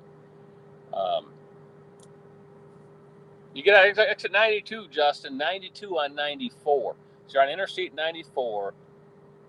You know, you're going through Kalamazoo, which is about the 72 to 78 mile marker. When you get up to Galesburg, it'll be the 88, which would be called Climax. That's the exit for the Target. You go to the exit 92, go north, about a half a mile on the right, you'll see them. And man, they got the good food in there, and they give you a lot of it, man. They give you a lot of it. You'll be taking some out to your refrigerator if you get the special.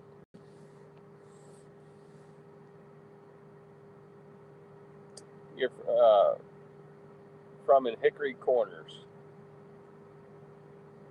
Yeah, Anthony, you'll gain a lot of pounds, man. Outlaw's in Milwaukee. All right. Well, I'm in. Let me tell you who I seen today. I'm coming across 30 in Ohio, and I'm almost to Beaver Dam. Okay. And who do I see?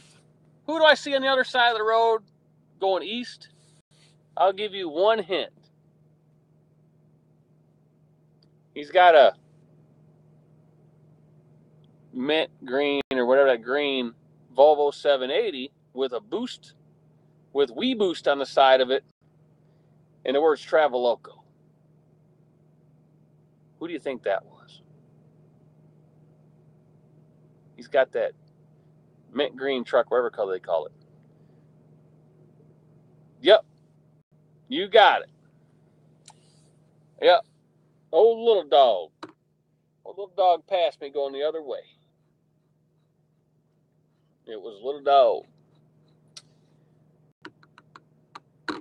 And Alex, no, you didn't pass me. No, Matt's in a Riverside transport truck now. Snowlord, no, Snowlord got the pumpkin trailer, right? Little doggy, says Anita. Yeah, man, he passed me, but he wasn't paying no attention to me over there.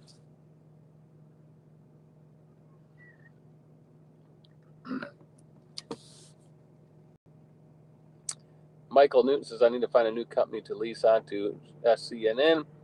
Been screwing up lately with the load info app, appointment times, etc. Well, you know, they really can't get the appointment time straight. That's why, you know, they tell you not to call the customer, but I always called on certain things, right? Because you'll find out, if you've been there long enough, you'll find out some of them really aren't appointments. They're first come, first served places.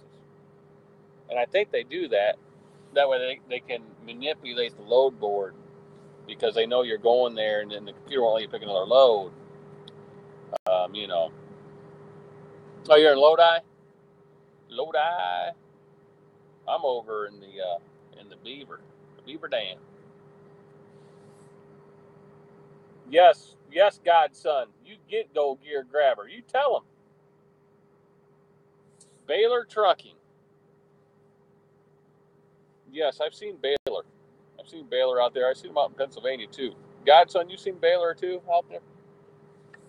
I have seen those trucks. I don't know anything about them, but I've seen them.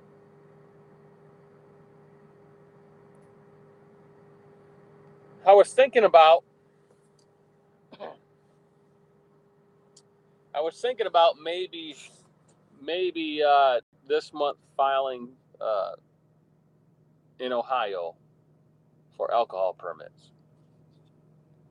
I was thinking about getting the alcohol permit for Ohio. I'm weighing the options. Costs $300 for the permit, for the H permits. Because see, you'll have a lot of brokers that'll say, you don't need a alcohol permit in Ohio to run beer. That's a bunch of, you know what, you do need it. No matter what they tell you, my friends, I'm telling you right now, you need it. I called Ohio, PUCO division, and I says, do you need an alcohol permit if you're an outside interstate carrier?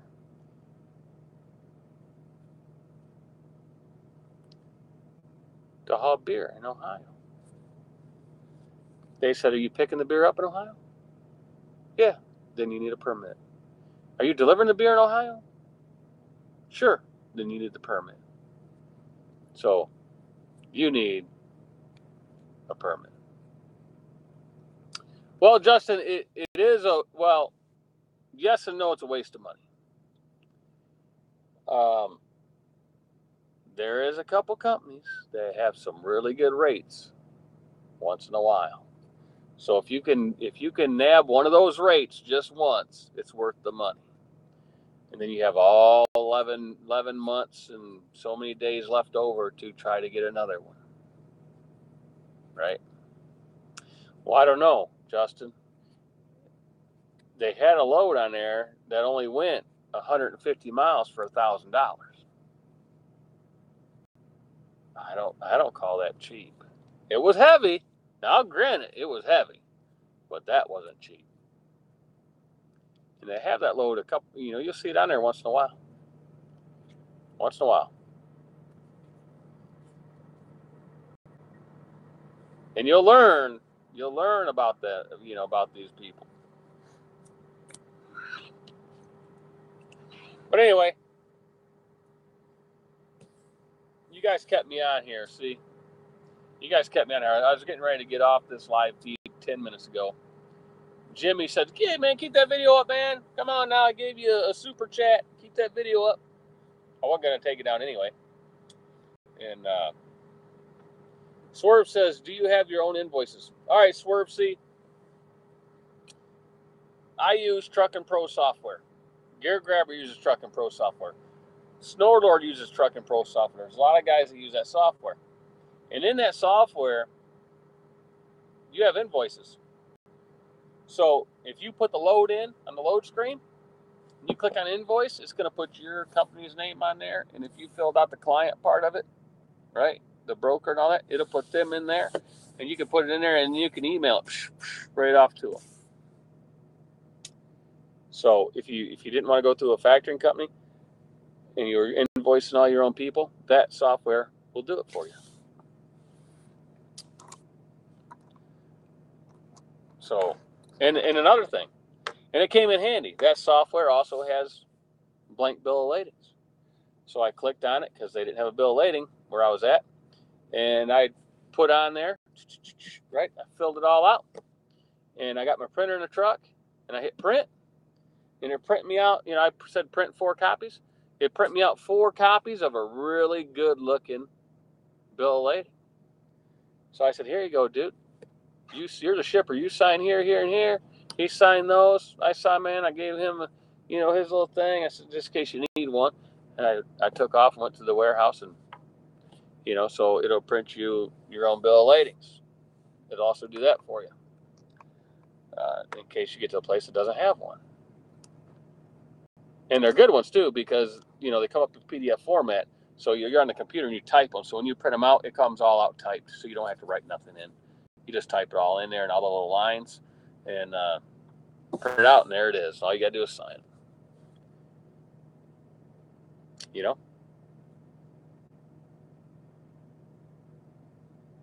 Yeah, Anthony says I would rather pay the 3% to get my money as opposed to waiting and hoping to get paid. Well, see, that's another thing. See, and Justin can verify this. You can stay with the same funding company. You don't have to leave. When your contract's coming up, and you show them that you're working, you're putting a lot of money through there. They'll negotiate with you. So lower rate, right? Every so often you can get a lower rate.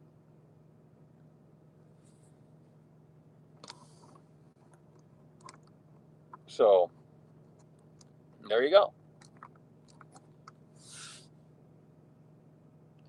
But yeah, I would rather factor. And here's why. Here's why I don't want to wait. Okay.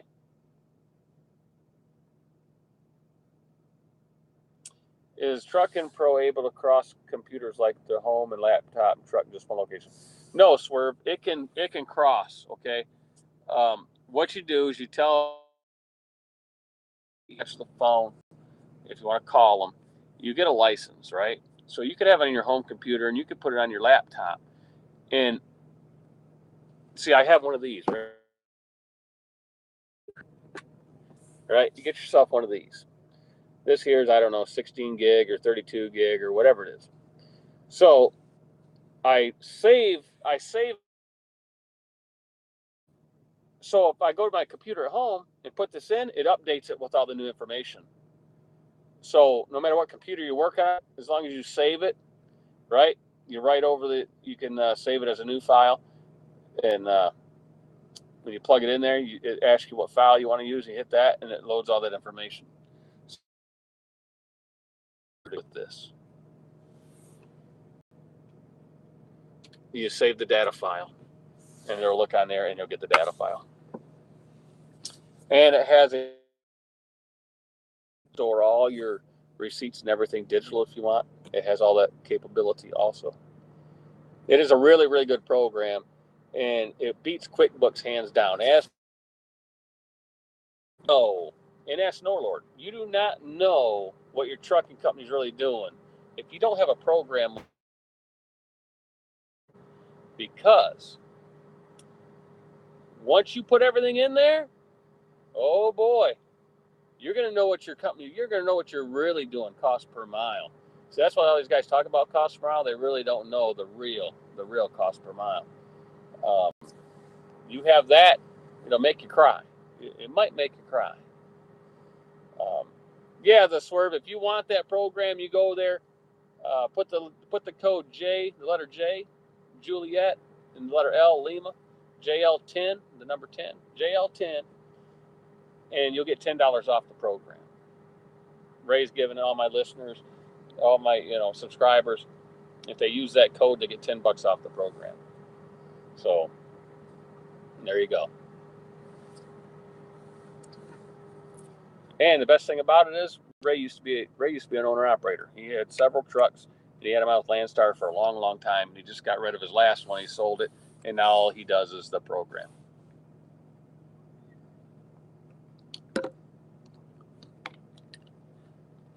No, you don't need QuickBooks at all. Ask Gear Grabber. Right, Gear Grabber? It'll do everything you want to do with it. You don't need QuickBooks. You can put everything in that thing.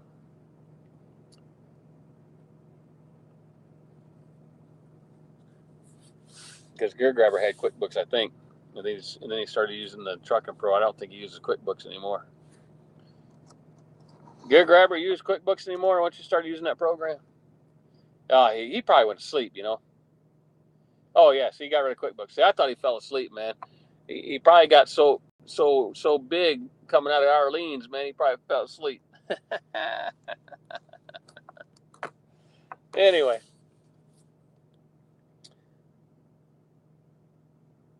Oh, you got it for $111.75. That's cool, Slow Rider. You must have got it at one of those holiday sales, right? Holiday sale. John says, what are the best load boards? I don't know. I don't think there's really a real good one. I mean, they all have their pluses and minuses, right? Well, I look at all of them, okay? I'll look at the DAT. I'll look at 123. I'll look at truckloads. I'll look at everybody's apps, right? I'll look at everybody's apps. And I just look at all the freight first. And then I go back and call on the ones that I want to call on. Now, this is Gold Peak Tea. Peach tea, see? That's what I'm having right there. Gold Peak Peach Tea.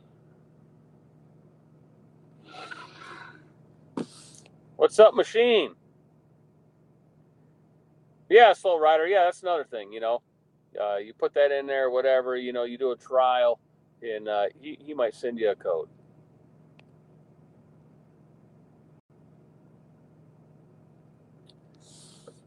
What can it do when it comes to business accounting and finances? Well, for the trucking company, it's going to keep track of everything that you do, right? It's going to keep track of all your revenue, all your expenses. You can print any report on there. You can print reports about expenses by date, expenses by category, revenue by date, revenue by category, revenue by all. You just got all this different stuff. And then it'll have every single load. If you do revenue by date, it's going to have every single load you hauled in several pages. It depends on how many you ran.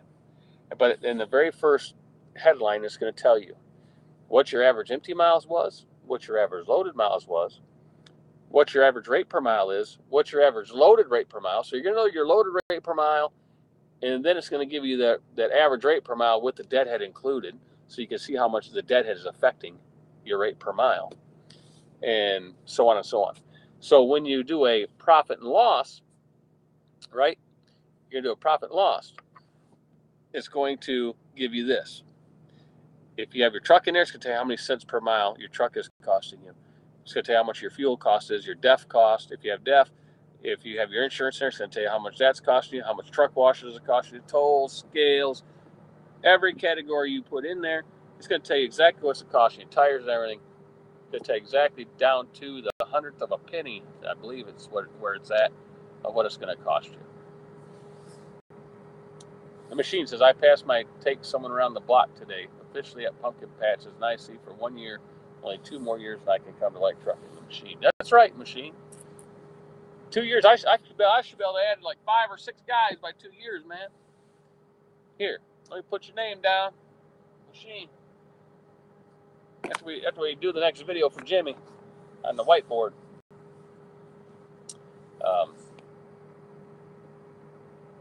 Justin booked his first Uber load going to Mission for $9.25 same day. There you go, man. That's good money. I couldn't find one of those. So I got my cheap load tomorrow, my cheap 80-miler. It only pays $6.50. Oh well, I'll live with it. I'll live with it. You know what I'm saying? I'll live with it. Yeah, I know what it is. I know what you're hauling. I know what you're hauling, my friend. I know what you're hauling. It's stuff that they cover roofs with. And it goes to a hardware store. 10-4. Right, my friend?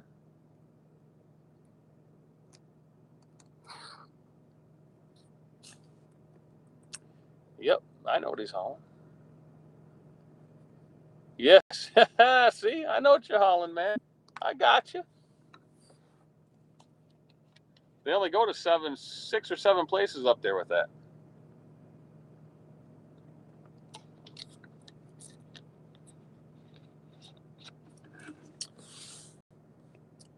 Steven says, question, the insurance growth restrictions apply to employee drivers as well. Yes, because the restrictions apply to how many tractors you can have on. Whether they're company tractors or independent contractors, it doesn't matter. They only let you grow X amount of units at a time. It doesn't matter what the unit is. So if they say you can have 2 units in 2 years, that means you can only have 2 trucks. It don't matter if they're both yours or one's yours and one's somebody else's. It doesn't matter. It's 2 units. Oh, quick complaint about 102 miles, Deadhead. Deadhead is your friend, man. See, that's another thing. Here, we'll go to the whiteboard one more time. Jimmy, your name's coming off here real quick. Now we gotta teach old Justin something. I got a second wind. I was gonna go to bed. I got a second wind, my friends. Here we go. We're gonna put Justin to school. Justin's one of these type of drivers. Watch this. He doesn't want to do deadhead. Okay? So Justin, how far was that load? 250, 300 miles? Was that a 300-mile load for 9 1/4? Just asking. I'm gonna guess it's probably 300 miles, pretty close to 300 miles, right? Here's what you get. Yep, 300. So Justin goes 400 miles for 9 1/4. 9 1/4. He's got 300 miles. He does a 100-mile deadhead. He's got 400.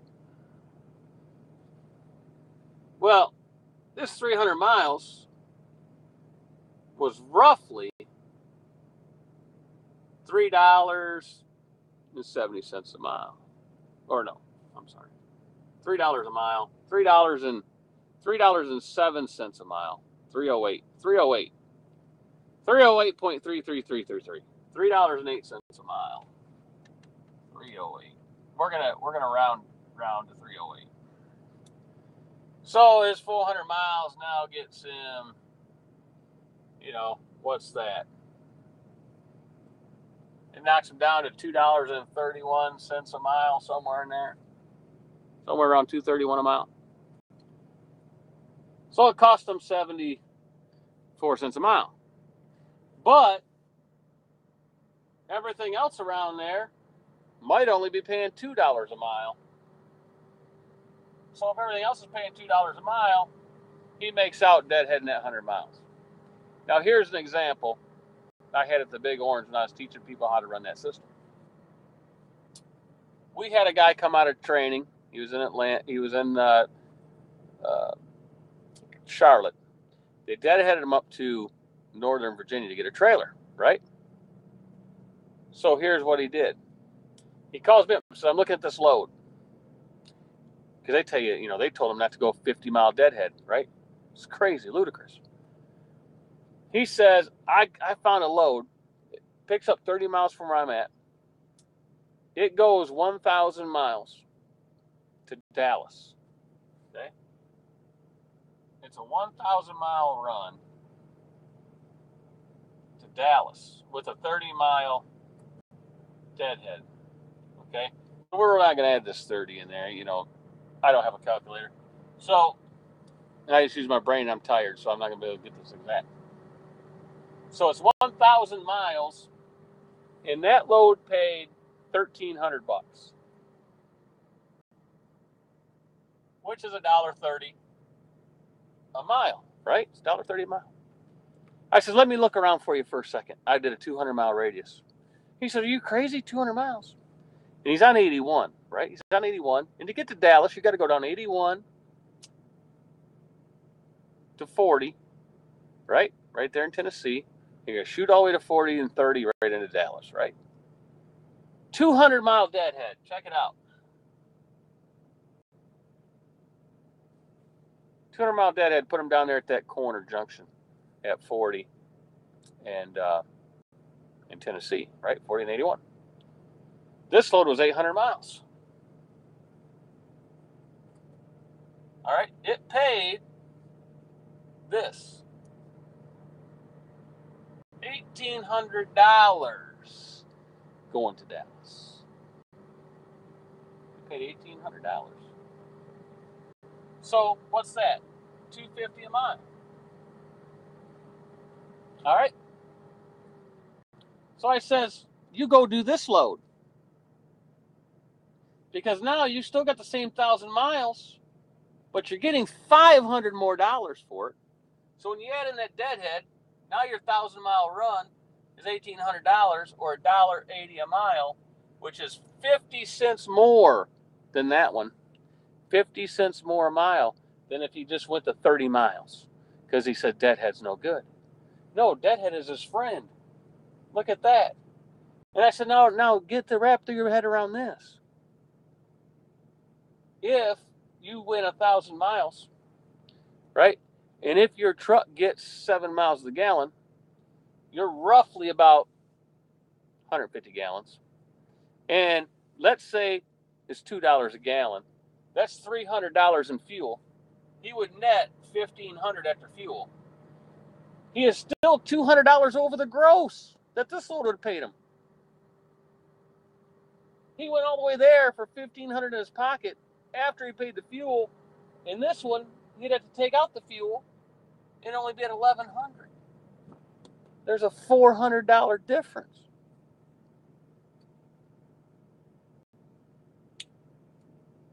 Well, it's actually $500 difference, but you know, yeah, because $200. Well, what did I say? It's $2 fuel, it's $300. 300, yes, $1,000. There's a $500 difference. If he would have did the analogy of no deadhead or low deadhead, he would have lost $500 going to the same place. $500.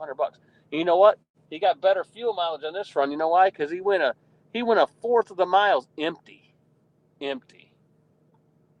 Still made $500 more. So he took the load I told him to take, and I taught him a valuable lesson that deadhead can be your friend, not your enemy. So never always think, hey, I can load out of the same place I unload at. Well, yeah, you might be able to, and if it pays $2, but if you can go 100 miles down the road and get a $4 mile load, I don't care if I can unload there. I'm going to say, heck with that. I'm going to drive the 100 miles and go get me $4 a mile, you know?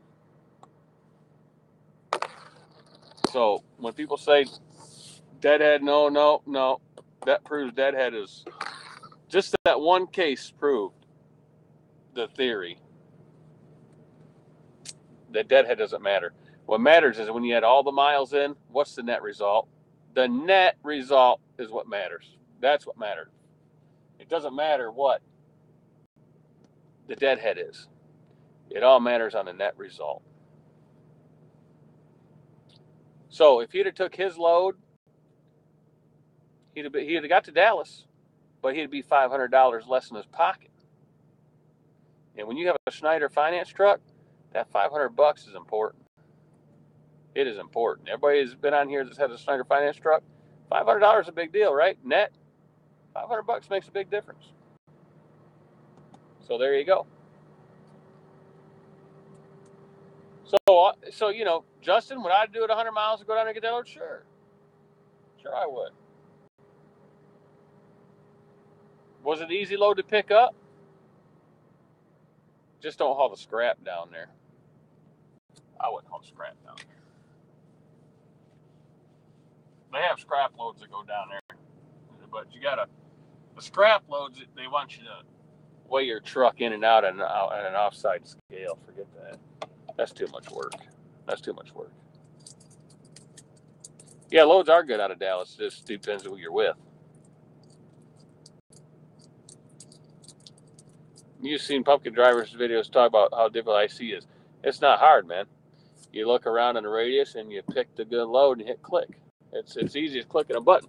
The ones that are hard is the ones that can't dispatch yourselves. You know?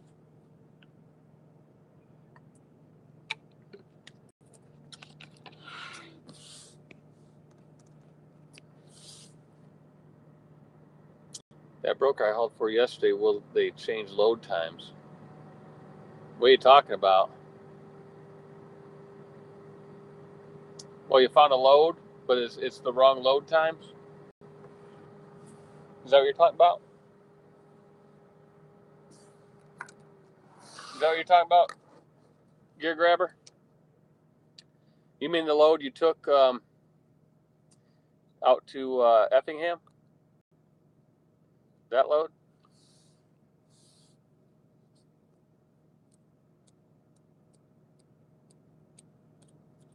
If it's the one I think you're talking about, yeah. Yeah, you got to call in. Because remember, I got him to change that load time. Remember that load I took for the 90 miles? You know, you just did the one before that. It had a 9:30 in the morning pickup time, and I got them to. They actually made it a window, 9:30 to 11:30. Remember? So call, and all you can do is ask them, and then they can call their customer, and they'll ask, and then what happens is you know, they'll get back with you, and they'll keep you on the phone, and they'll say yes or no. Because, you know, they'll contact the customer and let you know right then.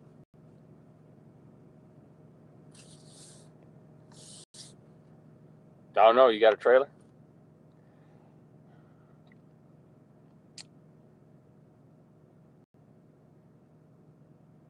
I can't go and get that high dollar insurance if I got to know some time frames.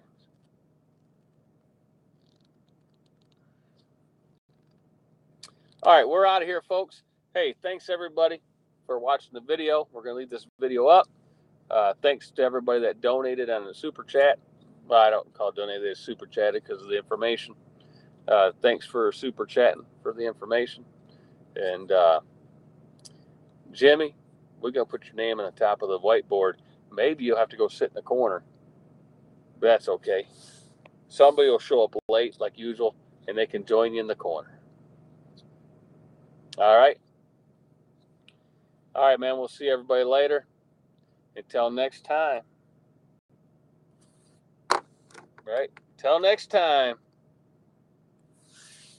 We'll talk to y'all later. 5x8 LTL.